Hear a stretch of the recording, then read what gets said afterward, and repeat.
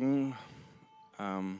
Bitte um Verzeihung. Wir haben vereinbart, dass wir das ganze Gespräch auf Englisch führen und in der Sonne. So, welcome, David Claerbout. Thank you. Good morning, ladies and gentlemen. Welcome in the sun. Actually, the sun is sometimes a subject matter for you. The real sun, but also the digital one.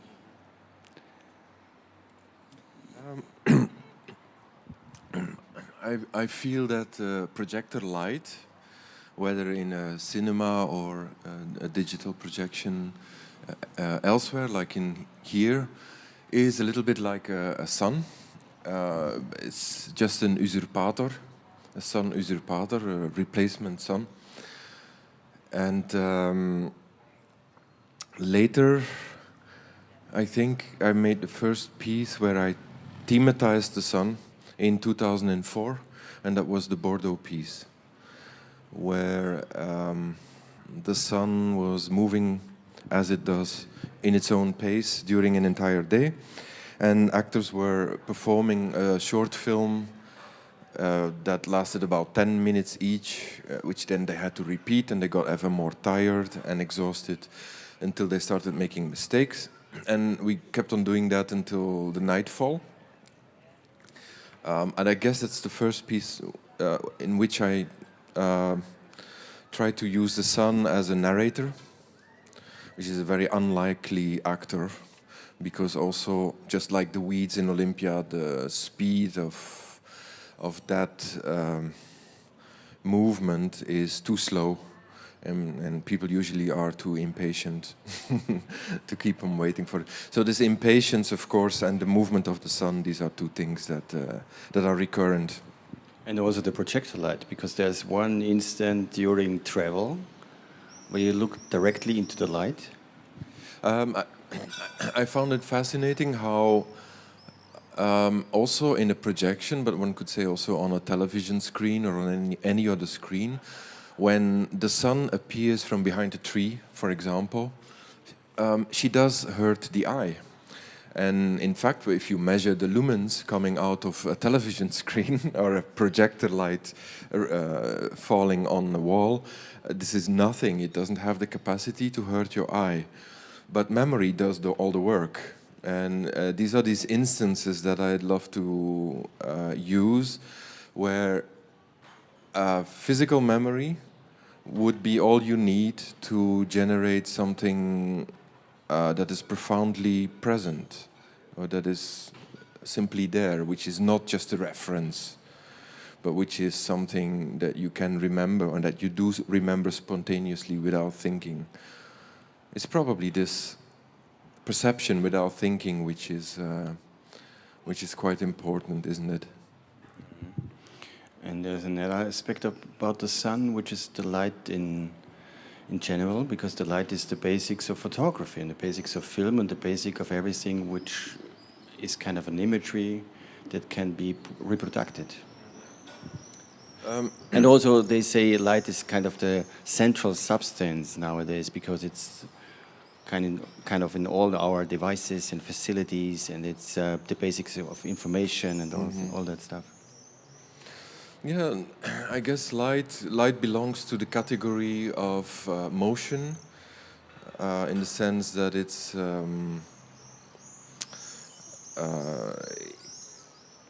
well, I mean, actually, I wanted to say something else, that when indeed working with light and how photography or the mechanical image lives because of the grace of light.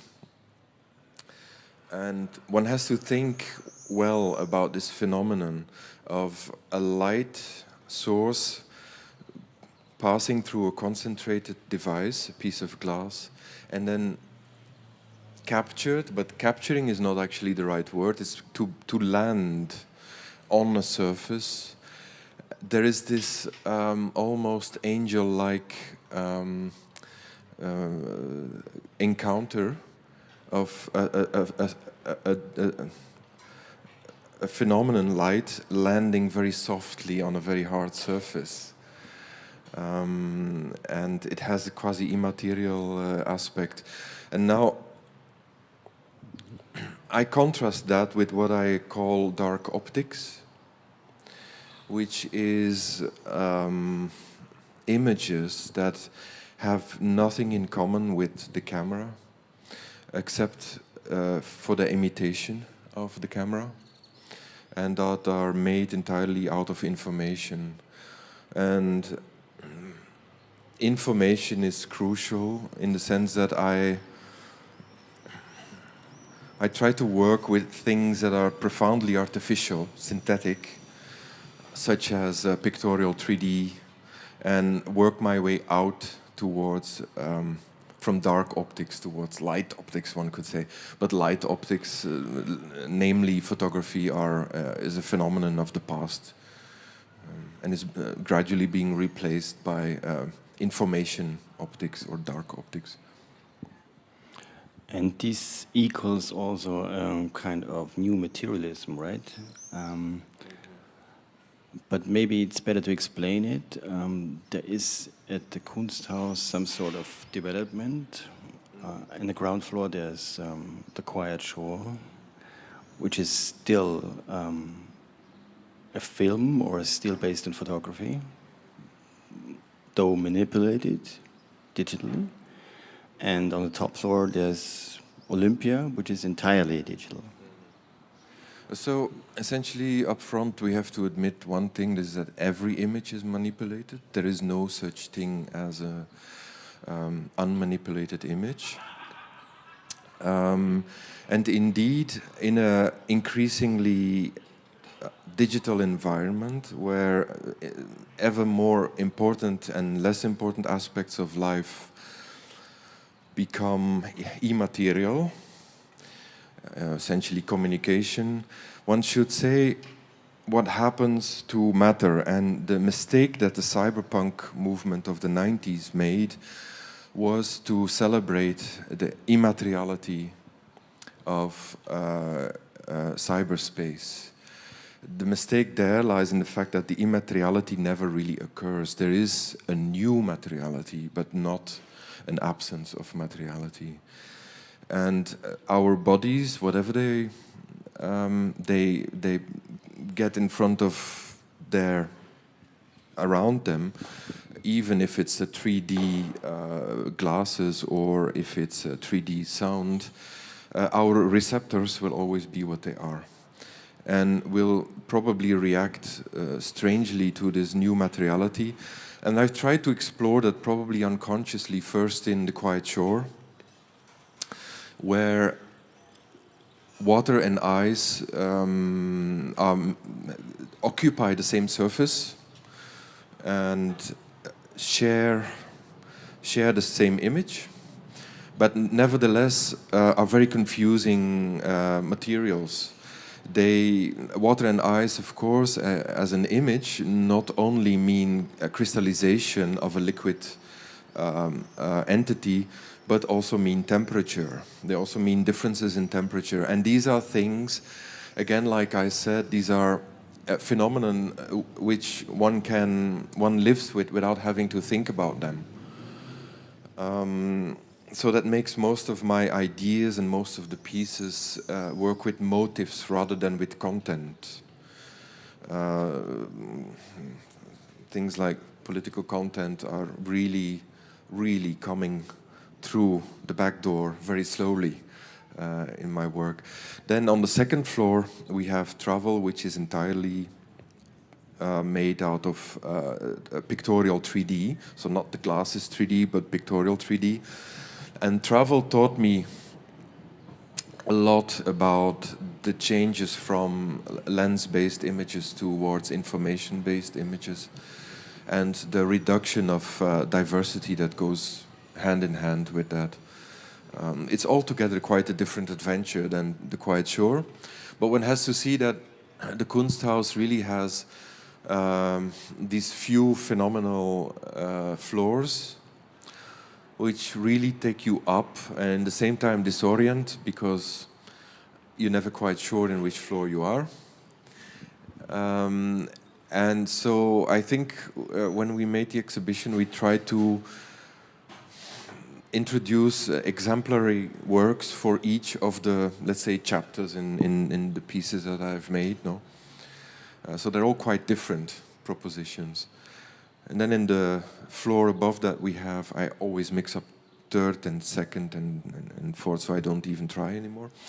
Above that we have Radio Piece, which works with, one could say, a 360-degree sound, but a very monotonous, linear image, and proposes a almost virtuoso play with surround sound in between our two ears. This is nothing new, other artists have done that. However, actually I never know what the subject matter is when I make a piece, and in Radio Piece it took me many years to understand, and still today I'm a little bit confused sometimes when I think about the work, what exactly the point is. But I suppose it has to do with celebrating literally the space between the two ears as real estate, as a space that can be explored and exploited when there's no more living space around. And then finally the fourth work, Olympia, brings back many of the worries in other works, but most notably the celebration that's in my work for everything that are background processes. So everything that is not human, everything that doesn't pretend to be the center of the universe, which is difficult in film because film is very much like the perception of the eyes, very much forward movement. The extras become the actors. The extras become the actors. So that is a tough act to do. And the techniques that I've been choosing throughout my career, one could say they became ever more complicated, but that's actually not really true. They were just always, I try to look for the right answers for a phenomenon. But in fact, one should forget one illusion, is that artists purposefully choose a technique in the light of a certain idea. I think that's a lie. There is an exchange between techniques and ideas always. There cannot possibly be a one-way action. It's not the artist choosing the materials, it's partly also the materials choosing the artist. Do you agree with Adorno, who said that advanced art should always work with the most advanced medium?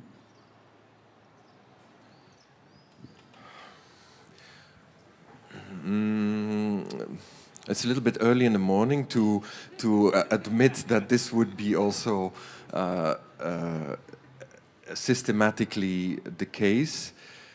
The worry that I have is that, but also I have kind of my method to fight against it, is that often when working with or the newest technologies, one in fact celebrates them and one has the mouth open and is in awe for these new technologies.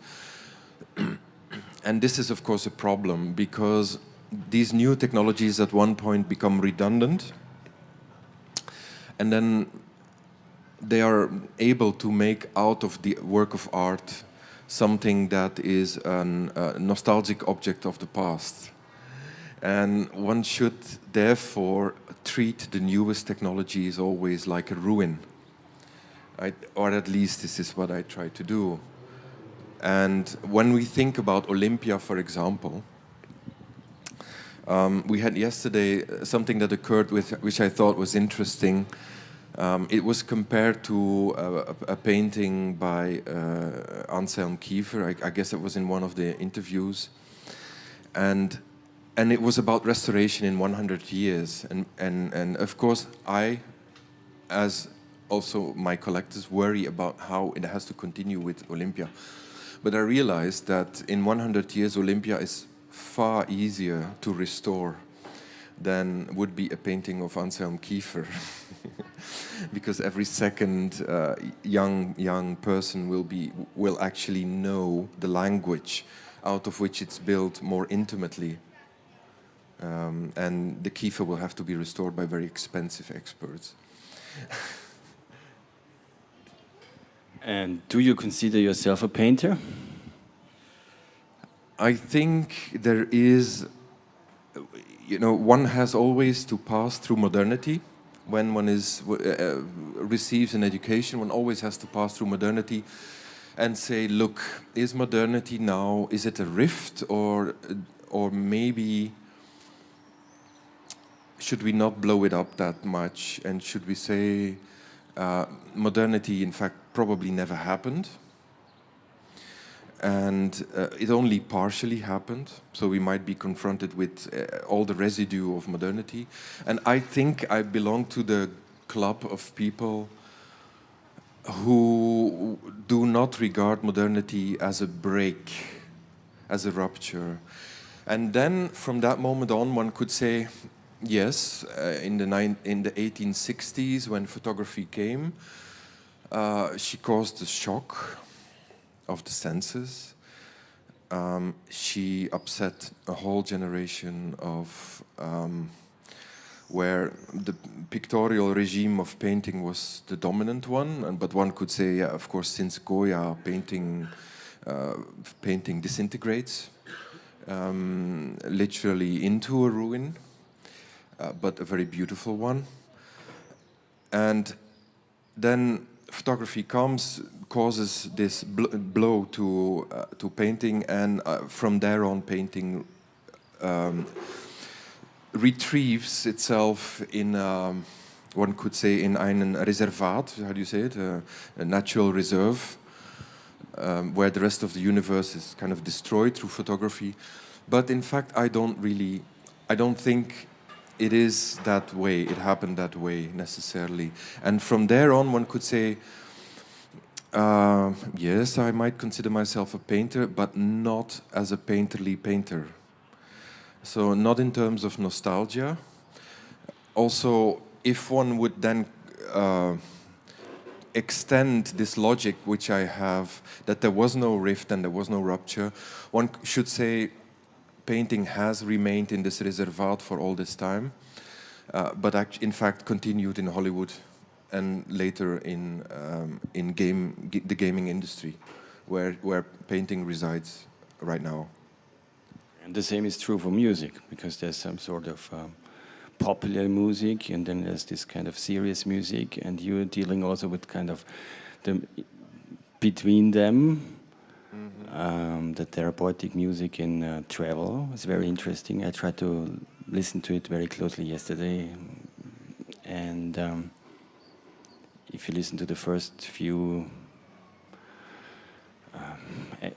harmonies, and then the flute comes in, and you start the imagery with what Heidegger would call a Lichtung, again the sun and the light, and also this reservoir, so a kind of a field within the woods where the light intrudes, and there's also a bench which would invite you as a passing by person to sit, to rest.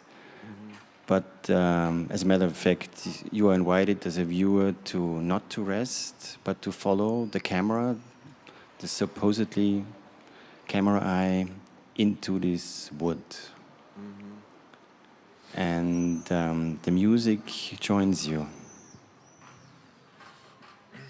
In travel, we encounter again, I think, this phenomenon of light, but this time is supposed to make you fall asleep or to relax, because that is the origin of the soundtrack. But also into darkness, right? Also into darkness, yeah, darkness and or the illusion of darkness. The idea for travel is a very old one. It dates back to before I actually started my work.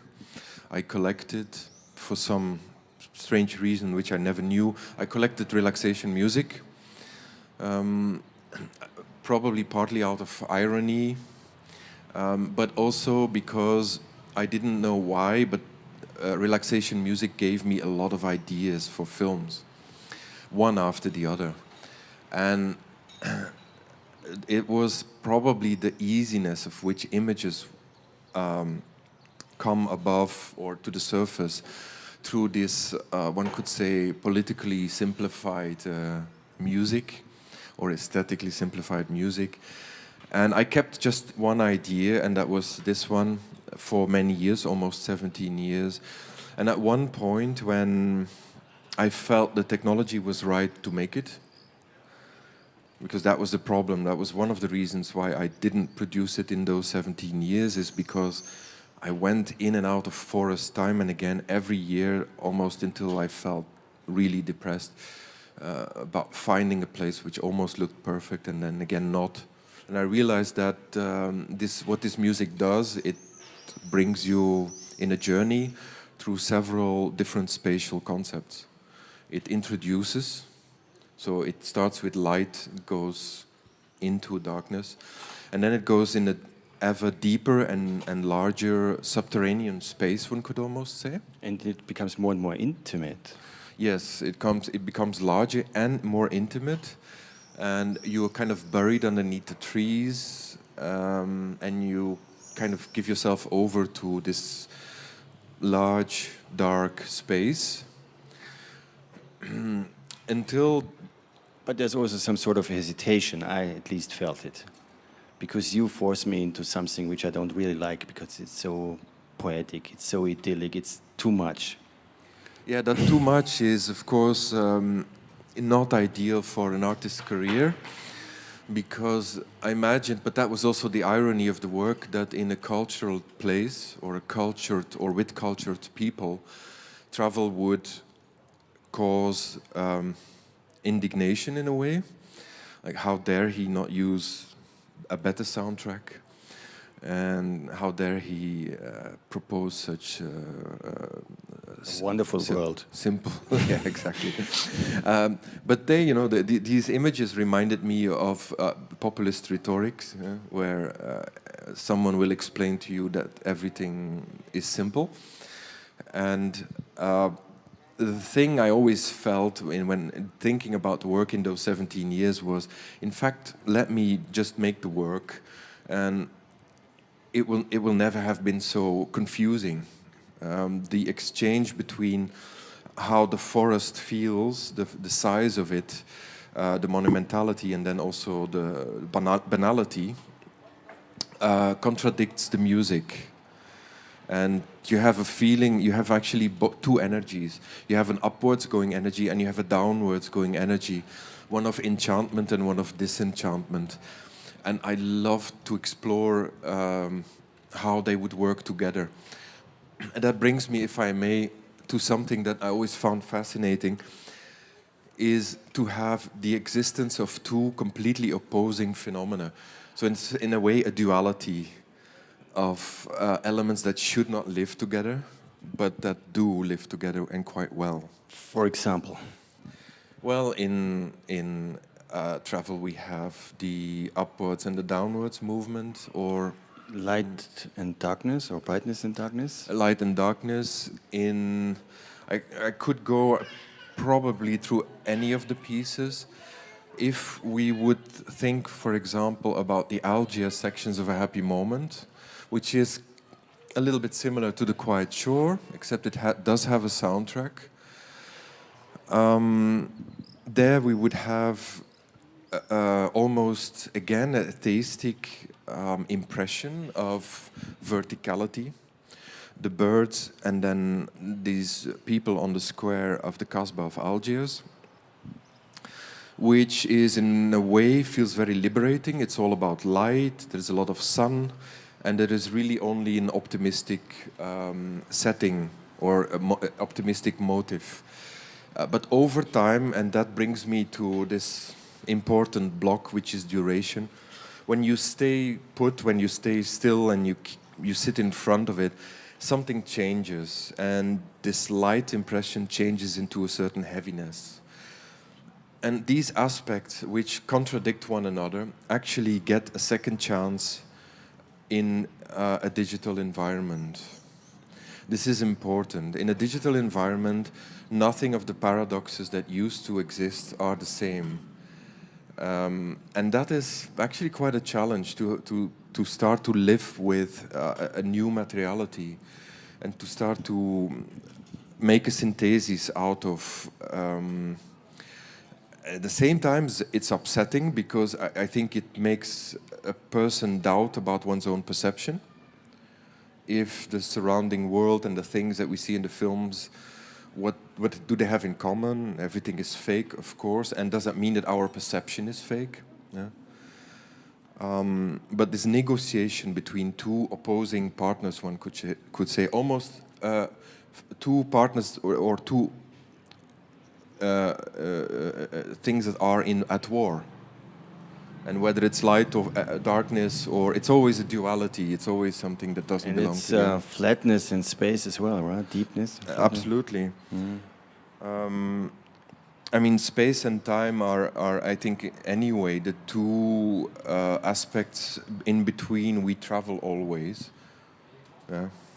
But they are not oppositions, are they? Actually, there is one opposition which is very clear, and that is that of the watch, where a spatial concept is imposed upon time, which generates a linear impression of time passing between the past, the present, and the future. But no one says that this is how time passes. No? Albert Einstein famously once replied to Henri Bergson, when Henri Bergson complicated the concept of time, and Einstein said, "Come on, forget it. The watch is enough. Yeah, that's all we need." And I think we have adopted that. And one has to say, if you think about it, every aspect of life is measured to the clock. Every aspect of life, including death. So that is one example of where a spatial concept is superimposed on time. The most difficult one, I think, is the aspect of duration, because strictly speaking, one can say nothing about it. Although Bergson said many things about it. Yes. Well, he tried. He tried to speak about it. What is it for you? What is duration? Is it a sense? Is it a feeling? Is it a kind of an imagination? Is it a perception? Is it an observation? So it's certainly, I would avoid saying it's a feeling, because feelings dominate every aspect of decision making. I think time is essentially something transformative. And you have the time of plants, you have the time of human beings, you have the time of holidays, you have the time of working, you have the time of efficiency. So it's very stretchable, that's one could say the least. In meditation, time becomes spatial. Is it the time that is not measurable? Time is not measurable. No, I mean duration. Yes, of course. In that sense, one comes back time and again to the conclusion that measuring it really is a hard thing to do. But it's also something liberating. If you can, let's say, a time of death, if somebody dies, he has died at this hour, this minute, this second, it makes it easier to work yourself through. To accept it. To a mourning process, a process of acceptance. If you can place an event in chronologically in time, so it's both a blessing and a curse. Yeah? But the time of film and of moving image has a certain violent aspect to it. It goes, I think I said it yesterday, so I'm sorry if I repeat myself. It has an extra violence to it, which the eye cannot analyze.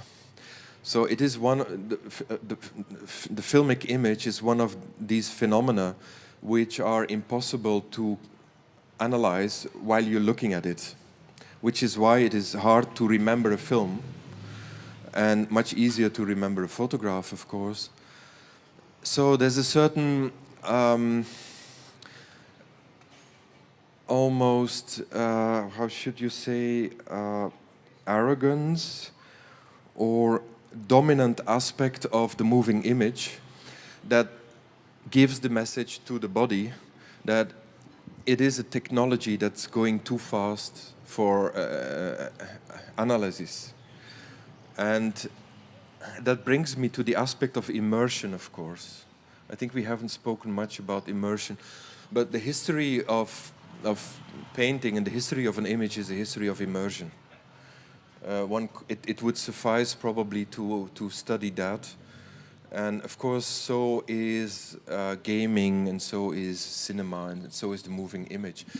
But others would say and object to you and say the history of the image, and at least the history of the image since the 1500s or so, is the history of creating a distance to an object, not getting involved in it. Well, yes, there we go again with the paradox and with the duality, of course, is that the distance at the same time is also the measure for the proximity.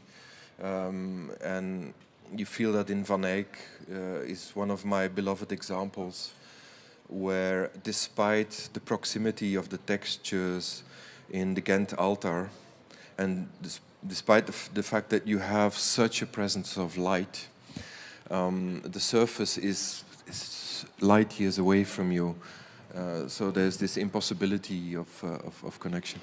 And there's also the presence of angels and plants. Yes, indeed. One of the I was just a little something different actually, but we were yesterday talking about paradise. I also again I forgot with who, and I remember just then that all images of paradise were important as long as humankind was suffering, and life in the Middle Ages was quite terrible. Your tooth start to ache from age 9, so to speak, and by the age 28, you completely sick and swollen with all kind of bacteria. That this concept of paradise is slowly has crystallized into something actually quite real. We live three times the age that people lived in the Middle Ages, etc. Why do I say that? I don't know exactly. Well, never mind.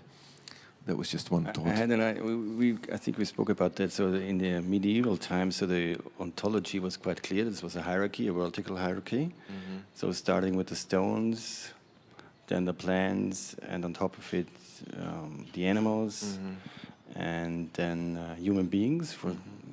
It's clear they are at the center, and then the angels and the archangels, and on top of it, the gods or God. Mm-hmm. And now we get the feeling that it's like turned like in a glass of sand. So, and the ontology turns upside down.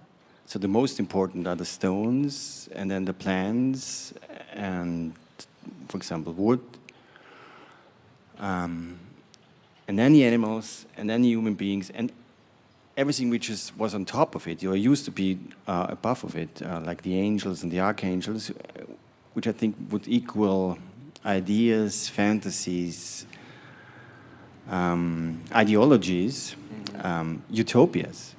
Mm-hmm. They are almost gone, like God.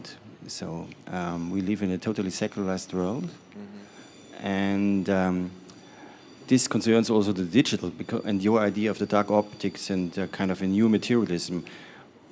There's no place for this new material in this hierarchy, either between stones and plants, or where are they?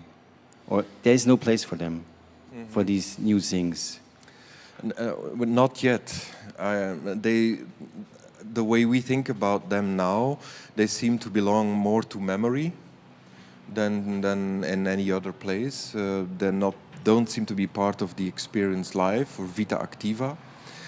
And these materials all seem to have in common that they exclude bodily experience, they exclude touch, and other senses. But we actually don't know yet what the shape of them is. I think we can say that they're in between worlds. And I think, for example, about the material that you can feel in the oil workers piece, which I've made several years ago, where you have a title of a work which is referring to oil because of the Shell company of Nigeria and the workers returning home. It's just a word. It's only a word, but it infects the image of humidity, of the motive or the place in which they stand, which is soaked in rain and in water. And out of it comes, through the intermediate of the moving over a completely still situation, comes a third aspect. It's very hard to say, but it's obviously synthetic, and it also reminds us synthetic. It might actually make us sick rather than healthy. But we seem to be agreeing that it's an aspect of memory. And the thing with dark optics is that they are a worrisome phenomenon in the sense that they remind us of a madman.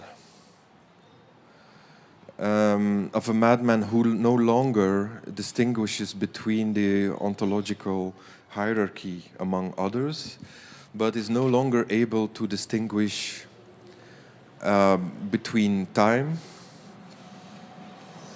either in the future, the past, the present, but is also no longer able to distinguish between the reality of the materials around him.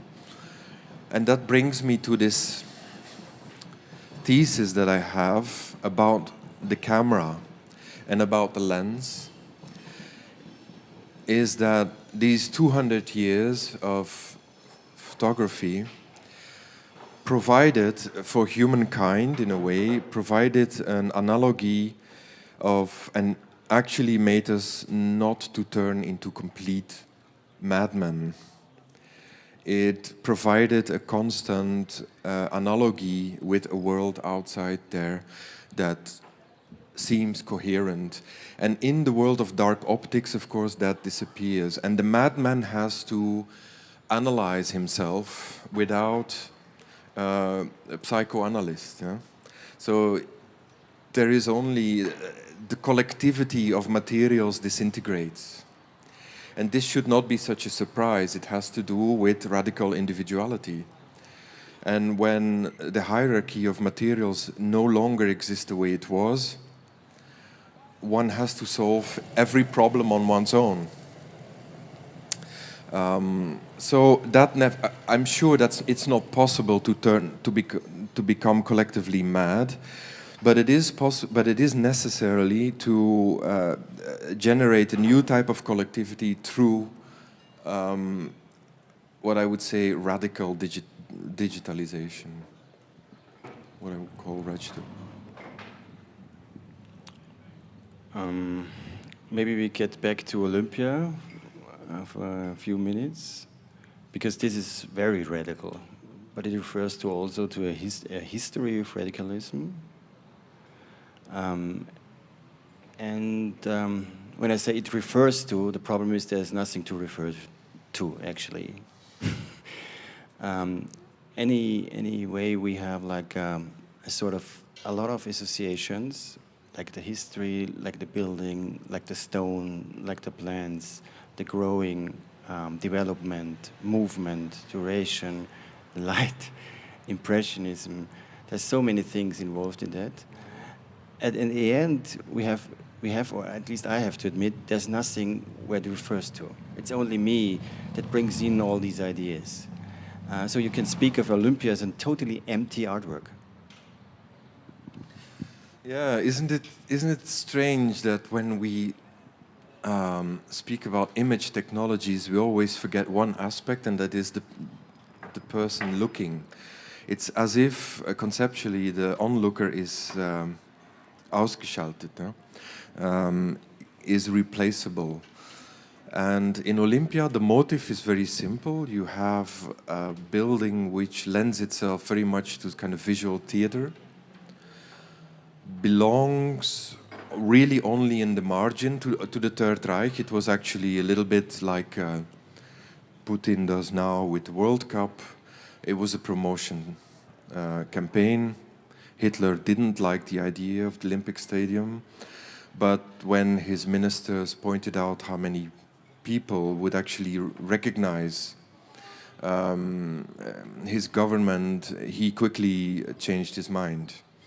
And so essentially the building really has, it does have a militaristic rhetoric, but a militaristic rhetoric can have a poetry. This is the problem of the Olympic Stadium, is that it does have a poetry. It's very hard to speak about it. But there is a relation to beauty, and partly it resides also in the repetition, which is endless. One could say the Olympic Stadium is this kind of techno music without a beginning and without an end. It's also designed to make you lose your orientation. So as a motive, it was of course very good to work with, and this is not how I find my ideas, by listing a number of concepts and then looking for it. It's just, when I stood one day there, it all came, and it comes, I'm Catholic, as you will find, it comes as it comes as a true idea, in the sense that the whole package is there completely without any need for and then you just, as an artist, you just have to build everything and make sure that it becomes an ecosystem that lives. And then of course there's the weeds, which were the most fascinating thing, because I imagined that instead of talking about the Third Reich, we would all the time be talking about weeds. Which, wouldn't that be wonderful? Yeah? You would have in front of you, you would have a political item or a political motive which is unavoidable, brings us back to an aspect of history which is almost tourism. And we would find ourselves speaking about weeds and about the growth of plants, which is not unlike what I've done in the Algiers sections of A Happy Moment a while ago, when what you see is a motive which works suspicious to the anti-terrorist gaze, where you have a sort of innocent moment of happiness between young men, essentially, on the roofs of the Kasbah. And then you have the seagulls that look down quite threateningly. They don't look down quite threateningly, but it just transforms over the minutes like that. And what I look for always, I think, is to have a motive which would be politically very hot, and find a way of cooling it down, not neutralizing it. It's not about neutralizing it. But make an act of revenge which could not be more indirect than with plants or with seagulls or with... And what is the act of revenge? One could say it's maybe on Nazi Germany. In fact, it isn't. It's on ideological time, on the concept of or the arrogance that exists in imagining an empire which will last for... And if there's one thing that we've learned from software, is that software promises two things, which is why Olympia is a piece of software. Software promises eternity, but also redundance, immediate redundance. It's a paradox of the medium. We don't have access to the code. We don't see it. It is invisible. Therefore, it is actually, it cannot be closed off. It is eternal in a way. But at the same time, daily reality is that software needs updating constantly. So it does have an analogy, in fact, with the life of other organisms. And this brings us back to the very beginning. The only thing that stays or remains is the duration and the time period, day and night, and the seasons. And this means also sunlight and darkness of the night, and which is very important. So I would call your art also a type of impressionist or whatever, digital impressionism. I think it's quite right to refer to Impressionism. In the margin of that, I've always found that Impressionists were not what they were credited with. They were a profoundly ideological reaction to photography and to the hegemony of photography and this instant image. So if there's one aspect that unites Impressionism, it's the burning power of light. You know, even if it's only from memory, and in fact, if it disintegrates into dots or in pure painterly materials. So in the sense, it's a dialectic between materials. So now we have almost noon. This means the sun has reached its top. Are there any questions from you, dear audience? If not, you're all baked in the sun. Actually, the Kunsthaus is cold all day and all night. So, thank you, David. Thank you so much. Thank you, Thomas. Thank you for coming. And to you, please enter the Kunsthaus. It's cold, and you get a coffee and a water there. Thank you.